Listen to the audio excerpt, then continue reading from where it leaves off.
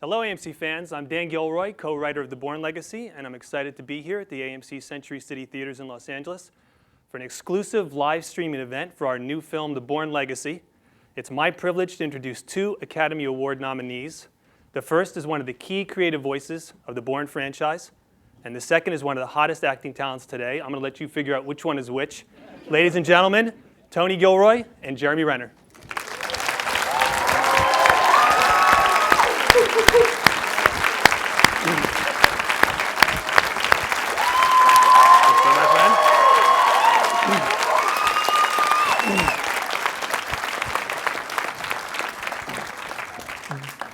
The way this is going to work tonight is that Jeremy and Tony are going to start off by answering questions from fans online, and then we're going to take questions from those in attendance. But first, we're going to start with the world premiere of the newest trailer for The Bourne Legacy. Let's take a look. Jason Bourne is in Manhattan. That's all I have. Burn the program to the ground. Agents, assets, all of it. You think Jason Bourne was the whole story? There's a lot more going on here. Who the hell is he? It's Aaron Cross. Do you want to live? The next thing through that door is going to wipe us out. I thought they were dead. Yeah, he's supposed to be dead. You've had alterations made to 2 different chromosomes in your body. Increase in muscle efficiency, sensory function. We have never seen evaluations like this. They're not just a science project, Doc. Find him fast and kill him. I gave them everything. We both did. You should have left me alone.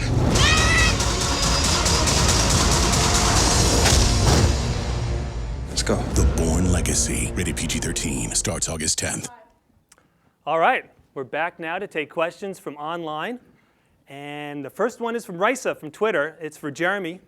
Out of all the action movies you've done, which one required the most training or workout, and why? I would definitely say this one. And why? Because it required a level of authenticity that others didn't. I had a running start from Mission and Avengers into this one. Same fight guys, actually. But it was the authenticity I could not fake. So I had to work diligently to make fights look like I could actually do them. So I'm just curious, just to follow up for a second. I mean, as an actor, you've grown through these movies that you've done. Do you feel you grow as an action star as well as you go through these action movies? Do you learn sort of the same skill sets? Skills have gotten better that I've already started, and then I still learn new ones. I got better on a motorcycle. Right. I get better with an M4. Get better with a Kimber pistol. It just gets better with everything. You learn how to learn. You learn really fast. And I've learned fast, yeah. Right. Yeah. Okay. We're going to move on to Margarita from Twitter. And this one's for Tony or Jeremy. Is an action movie like The Bourne Legacy more fun to make or to watch? It's more fun to Man, I hope it's a lot more fun to watch than it was. No, I mean, it's we're just goofing around. I mean, it's 100 days of first unit and probably another 30 days of second unit, 40 days of second unit. That's a lot of work to pack into a 2-hour experience. The movie's 4 months long, too, so it's like, it's sort of equivalent. I think it's a sort of, the movie should be a lot more fun to watch than it was to make. I think the opposite. Okay, more fun to make. Yeah. There you It's go. a lot more fun to make than watch. I don't want to watch myself, and I like doing stunts. So I get it. I totally get it. All right, let's move on. Anastasia from Twitter. It's for Jeremy. You once said you make yourself uncomfortable when you can. Has it made all the difference in your life? That's an existentialist question. Yeah, all the difference. I don't know about all the difference, but it makes a huge difference. Yeah. It's constantly challenging myself and not allowing myself to be complacent and fall into the trappings of repeated behaviors and getting comfortable. Right. So you actually try to put yourself into positions. If you feel uncomfortable, that's something you actually might gravitate toward because possible and then, growth. As I've gotten older, things that I knew that I don't like, I'll still go try them again, just to ensure that I don't like them. All right. Just to be delicate. Could you give us an example? You never know. What thing might that? Yeah, I can give you many examples. Okay. It's a PG film. We won't go. Lisa from Facebook. This one's for Jeremy as well. This movie role differs from your previous work in that A, it's the lead role, B, and it's a big budget, big studio project, and C, It already has an established, rather serious universe already existing on film as opposed to books, comics, or the more whimsical possibilities of Mission Impossible installment. Do factors like these affect how you prepare for the project? Not at all. Same for every job. Right. It really is. It's a long question and a very short answer. Yeah, it doesn't change anything. Okay. We're going to go to Stephanie from Facebook. It's also for Jeremy. How did you train for this role? Did the training for the Avengers help you in this role, or was it more physically demanding? Yes. Yes. It was more physically demanding. Okay, we've established No, that. yes, it was, like I said before, the same guys I trained with in the Avengers. We were brought over to the fight squad anyway. We were brought over to the Bourne. So again, I had a head start on fighting and certain patterns we had to learn. And what was the rest of the question? You came in shape. I came You hit the ground in shape. I hit the ground running in okay shape, and then got into a little bit more Bourne-like shape. Yeah, that was sort of the question, sort of like the progression from Avengers to Mission Impossible, Yeah, I had a building good running up. start from Mission to especially Avengers, and then right on in to Bourne, and then that became a whole nother program that elevated everything. So apart from working like 2 years ago, your workout regimen, like massively different today? Yeah, because for Mission, I was really out of shape. I mean, I stretched for 20 minutes, and that was my workout. Right. And then really? now I Wow. stretch for like an hour and a half, fight for 2 hours, then work out for an hour and a half, and then stretch for another hour. Right, so it's more. And then That's go what to we do. work. Yeah, I'm That's up how to we 3 write. hours a day. Yeah. But I have Tony here. Stretch when you write? Oh, all the time, hours and hours. I have Yeah, Tony a lot here. of stretching when we write. Yeah, exactly. Most writers, there's probably a few writers here, you know about stretching. The hardest part is turning the TV off and actually writing. Right. That's the hardest part of writing. I have a question for Tony. What the hell do the horses mean in Michael Clayton? You asked him to do this. No, he didn't. I'm just curious. I knew this All right. would happen. Okay. We'll talk about it. Remember in fourth grade? It's an allegory. I'm going to go with that.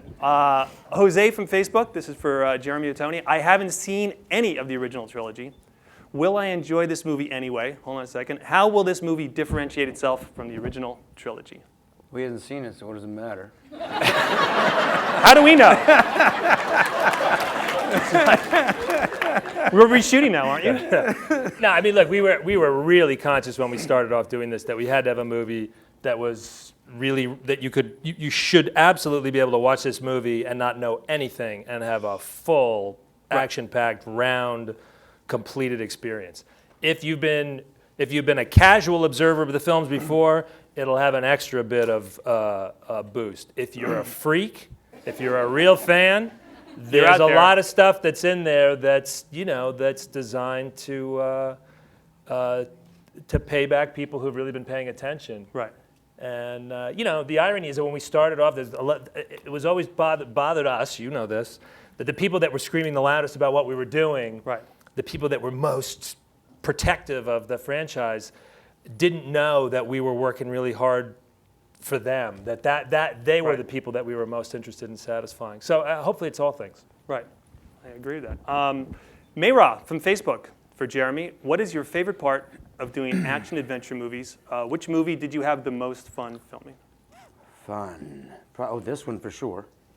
Right. Because of for it being a big movie, it felt very tiny in the sense of fun in the sense for me is also not just stunts, but it's also the intimacy of a really quiet scene, which I feel like I'd rather be doing as an actor. So it had the balance of both. For me, it felt like a little independent movie and then a massive action movie. And so I got both feels all in one. I got to follow up again because I know you guys don't rehearse, and I've seen the movie a couple times. It's a big kinetic movie. Your character is very active through the whole movie. But again, I think those small moments really do register. So when you're going through the script, did you circle moments that you knew you were going to try to expose some inner part of the character that wasn't on the page, or did you have an arc that you knew you were going, or did you just during the day show up and go what was possible? Those were as the script didn't really change much since at all. I mean, no, but you did little moments here and there. I got to be honest. It surprised me that Yeah. were they planned or were they? I think that there's happy mistakes a lot of times on movie sets, and it just happens. All I can do is go off what's honest. Right. And Tony's got a great bullshit meter, and I feel like I have a pretty good one. Right. So I just put my trust in him, and then he allows me to If I can play, then we play, and we try things, and then the best thing is just, keeping it honest. Right. Okay. Catherine from Twitter. What does Aaron Cross bring to the Bourne franchise, which makes it different from the previous movies? What we're saying in this film is that there were many programs, several programs, many programs. The Treadstone program that Jason Bourne was part of was an early program that was shopped out to the CIA. There are other programs. The program that Jeremy is in is called Outcome. The Outcome agents are not designed as assassins. They're long lead, isolated people who bury down into places, and so the skill set is slightly different, and there's an adaptive quality. There's a verbal quality. There's a curiosity that is we really shine a light on for the Outcome agents that we meet. I don't know, in badassery, I would assume, the physical aspects of a lot of this are very familiar. He's a cousin to Jason Bourne in that regard. But the job is different, and the design is different, and the flaws are very different. The things that go wrong are very different. Well, as one of the writers of the script, I was also intrigued with the distaff, the conspiracy side. What's different about the conspiracy side versus the franchise, would you say? Well, this time we're pulling back. We're saying that what you saw before was a small piece. You watched the other three films and you thought that was the entire universe, and it was Chris Cooper and Brian Cox and searching for Jason Bourne. It turns out now, when we pull back the curtain, that there's been a mastermind behind the entire program and these other programs, and that's Edward Norton. And in a way, he's been sitting beside you in the theater for the last 12 years, watching this all go on, wondering if it's going to cause larger problems for him, and getting very irritated and as Ultimatum explodes. Right. Okay. Carrie from Facebook, was there a balance in keeping things people love from the first three films, but still bringing a new spin to Legacy? I think we've sort of answered that. Yeah. I think we have, yeah. I think we covered that. Okay, we'll move on to Natalie from Facebook. This trailer looks so awesome. I know this will be killer! Exclamation point. Big one. My question is for Jeremy. To play such an intense character, how did you get a feel for how to be Aaron Cross? And after being someone else for months, how do you, quote, turn it off, unquote, and go back to being Jeremy Renner? Oh, well, come on, man. It's,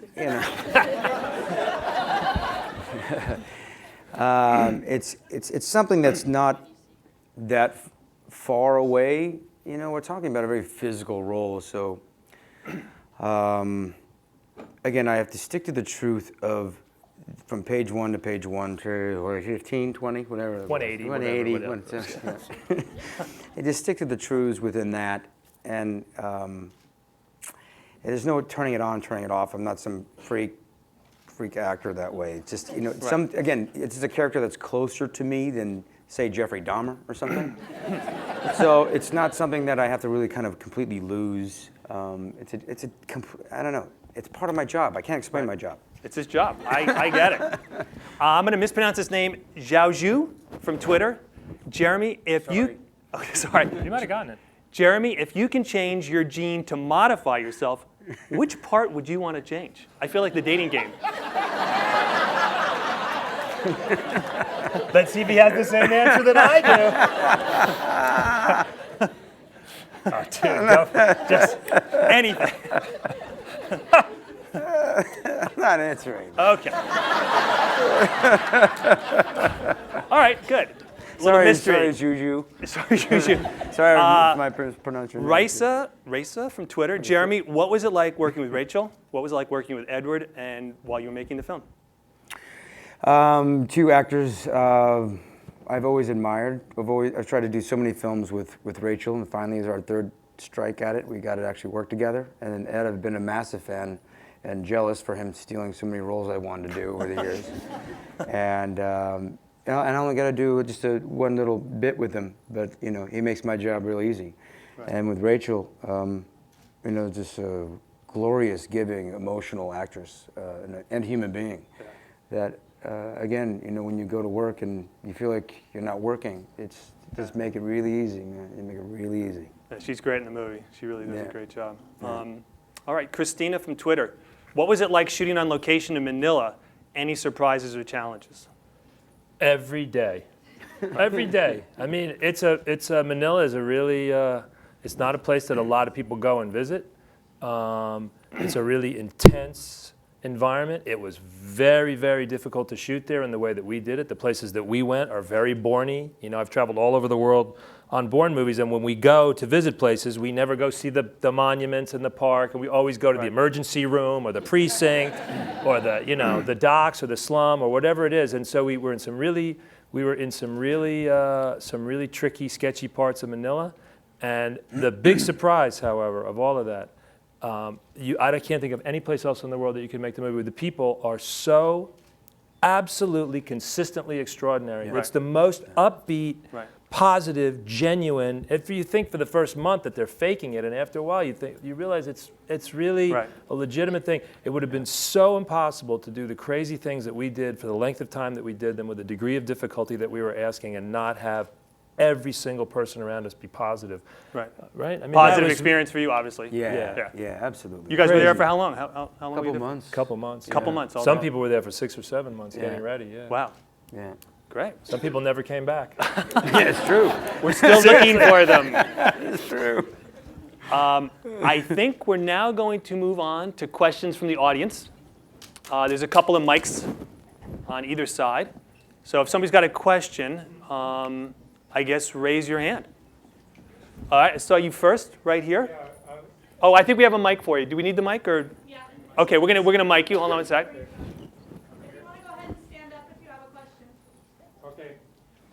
Okay, here comes the mic. There we go. I'm wondering, for the writers, how did you come up with this story? I mean, is it based on historical stuff, or is it just pure imagination, or a lot of research into, CIA and covert stuff? You know, I've been on this now for 13 years. I can't sort of believe it, on this franchise, and sort of been building it up in a variety of ways. And I never really thought about it when they finished the third one, and it sort of I never was involved with it. And when they came back and Matt wasn't going to be involved anymore, it was sort of a game. It starts as a game. You sort of go, well, can I think of an idea that would put them in a place? How could you set the movie? How could you do a sequel that keeps Jason Bourne alive and expands on what we did? Came up with that simple idea, but that's not enough. You have the basic idea. We needed the character. And I have to say, in the end, every single movie I've worked on that meant anything was ultimately reduced down to the character, and everything else was effort. Everything else was a game. Everything else was fun or hard, but it's always the character for us. Yeah. Always. And it was fun to do the research as we were working on the script to show that the research really backed up everything that it was we were writing about. Yeah. I mean, there's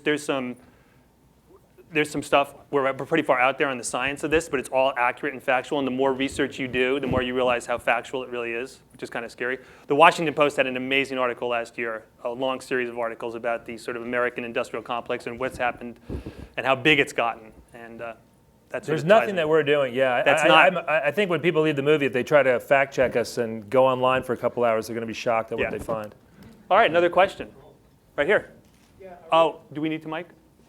Just for the people online, I think we need a mic here. There we go. You want to stand up? Yeah. Are we ever going to see a Freddy versus Jason type of mashup of Alex Cross taking on Jason Bourne? Absolutely unknown. I mean, we just literally finished the mix today. The color finished yesterday. The movie's going to be delivered on Friday. It's going to come out on August 10th. I don't have any idea what's going to. You know what? When we made the first film, if you told anybody who was involved in the first film that there'd ever be a sequel, they would have done more than laugh. I have no idea what will happen next. Another question. Can we get you a mic? Just so people online can. You have a question, or are you just saying hello? No, I have a question. Oh, you have a question. Okay. So one of the hallmarks of the series has been the intricacy of the action, as you said, as kinetic as it is, but really crystal clear sequences where it could be a big mess and a jumble. So obviously the post-production team is really crucial to the post-editing and getting everything on the screen so that moment by moment the audience can really follow it. So I'm wondering, given the dimension of this and what's at stake, was this, as long a shoot as you said it was this that much more elaborate in post-production than usual? Oh, enormously. And I made the other two films, and I I was prepared for the length and breadth of the movie, but I really underestimated what it felt to shoot that many days. And I also really was kind of shocked at the throw weight that comes at a movie like this in post. John Gilroy's here, our other brother, who's the editor on this film. A lot There's of people 12 here. of us.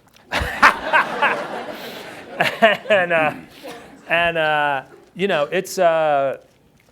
it's really interesting to step into, you know, really big time industrial strength filmmaking with the quality of the people. It's an extraordinary experience, and it's also the same thing we said. To be able to work so small and work on stuff that's so intimate and behavior that's so real and such small moments, and then have this huge, you know, artillery power of post-production weight.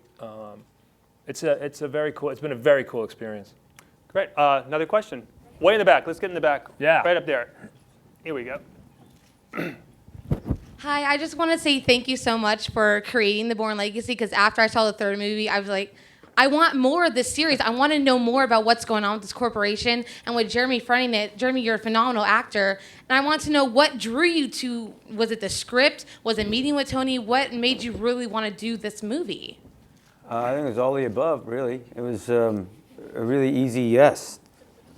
I mean, it's the script, the role, and the director, where all the elements were fantastic. It's impossible to say no to, even though I kind of wanted to. But me too. Me too. Yeah, I mean, it's one of those things that I wish I was able to do. If I'm going to do it, I'm not really a big movie studio guy, you know, but like this is the one, if I was going to do it, I wanted to do. Ended up doing Mission and Avengers and Hansel and Gretel and all these other ones, and this one came around. But, you know, and of all of them, like this is where I'm kind of geared towards, wired towards in my head, my heart, my soul, and my abilities. Yeah, this is just what I feel like I was born to do. Another question? Oh, right there. Okay. Hi, Jeremy. Hi. So, you seem to do these really intense roles. Do you have any like quirky rituals to get ready for these really intense roles? When I get ready for them? Yeah. Yeah. Oh, I don't know. I stretch. I stretch for a while so I don't get hurt. Oh, yeah. That's about it. I'm sorry about Milo. I saw your Esquire. Oh yeah, the cat that got stolen. Yeah. Yeah, he's a good cat. Jeremy's cat was stolen by a deranged fan. Yes. A number of years ago. Yes. Oh my God, really? Yeah. Yeah. So if anybody knows where Milo is, we're going to give you a phone number. Yeah. Hey, I want to get somebody in the back. Anybody way in the back? There's way oh yeah, in the way in the back. Last row, white shirt. Can we get a mic up to? Gonna make you guys work. Do you have a question? No. Okay. Wait. Okay. Here we go. This is for Jeremy. When you or your agent or your manager reads a script, what is it that you look for? Are you looking for a character, plot, story, action? What is it specifically that draws you to a script? Characters is, well, selfishly the most important. I think for any movie, and just for me, I have to feel like I have something to offer. The story and for the director and other actors, I have to connect to it, right? So it's the character, then it's the script, and then who do I get to learn from? Which actors and director do I get to learn from? So it's the most important.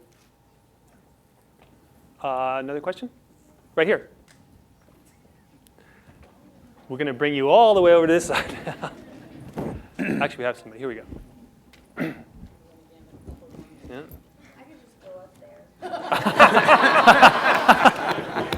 She offered to come up. Hi. I'm really excited to be here. So my question is, when you come off of, for Jeremy, when you come off of such an amazing ensemble cast like the Avengers that has, you know, so many big billings, you know, do you feel a lot of pressure coming in and being like the leading man again? And for this in particular, did you actually talk to Matt Damon at all to have any advice when you were kind of not taking over the franchise per se, but? No, Get so ready those for are it. a lot of questions. Okay, so yes, I have spoken to Matt, and he did give me some advice, and we talked about old Dan Bradley, who is our action director, essentially. He's been involved in all the movies. And I'd already worked with him on Mission Impossible as well. And as far as, what the hell else did you say? I'm sorry. Were you excited to like be a leading man? Oh yeah, the amount of work is it actually makes it easier when you have more to do. I've done a decade of supporting roles and characters that float in and out of movies and usually die. And you have less colors to paint with, is what I say. You know, and when you play a larger role, you have much more colors in the palette to paint on the canvas. So it allows for more room for error because you can make mistakes, but you don't have to fill in the blanks as much to make a three-dimensional character. So there's no more pressure. There's a responsibility, I suppose, in the output of it. You want people to go see it. But my job is the same. Keep it honest, keep it real, and keep it interesting. Okay, I think we have time for a couple more. Right here in the front. Wait, we got to get you a mic. Hold on a second. Okay, I'll get you next. Hold on a second. Hey, it's right up here. Hi, Jeremy. Hi. This question's for you. Do you have any projects that you're working on right now that you can maybe tell us a little bit about, or what you might be looking for your next movie? No, I'm taking a little break. Mama, taking a little bit of break. You've been busy. Yeah, seriously busy. Yeah, it's nice to have a little downtime, so it's just promoting this movie. Jeremy's agent just went off. Right here in the white shirt and the hat. Love your work. I was going to ask you, I've been noticing quite a bit that you've mentioned and others mentioned about your work on the side doing housing and real estate investment. Yeah. Very interested about that, whether or not you maybe could put that experience in a book or do some blogging about that. Oh, well, you know, I have a lot to say about it. Nothing really I can talk about here, but yeah, it's been a big part of my life and applies to a lot of belief systems I have in obstacles and how you deal with obstacles. It makes you successful as a builder and successful as a human, I think, and as an actor as well. I think we have room. One more question right here in the front. You're pretty quick on those heels. Right Come there. on. All right. Not bad. Okay. Hello. I have a question for Jeremy. When you're filming a movie, is there ever a time where you just think like, wow, what did I get myself into? Like, what am I doing? Like, I should stop. That is a great question. Like, I quit. Sorry. No. Like, is there ever a point? Is on this movie? Well, any movie. Well, I suppose there's on one or two jobs, yeah. And also, you can rephrase that, but what did I get myself into is like a really good thing. You made it kind of sound like it was a negative thing.